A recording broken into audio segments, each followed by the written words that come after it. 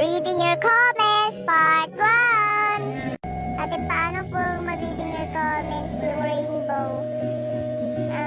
I-tutorial ko mamaya guys, paano yun gawin. Ate, kanya lang hindi ka ang Roblox. Ano? Hindi ko gets? Ano yun? Mag-ayos kayo ng comment nyo. Ate, alam mo si ano, tapos inaano ko siya. Ewan ko, hindi ko alam.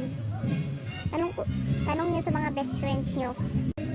Ate, he or she? She. Ate, nag-ano kami ni ano, tapos inanong ako ni ano. Sino ba yung ano-ano nyo? Comment nyo nga sino yung ano-ano nyo. Ate, namatay po si ano, tapos ayun lang, gets? Sino ba namatay?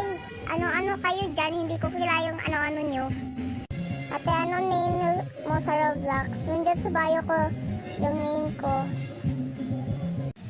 Ate Sabrina, ano po pangalan yan laro sa Roblox? Hindi po ko si Ate Sabrina.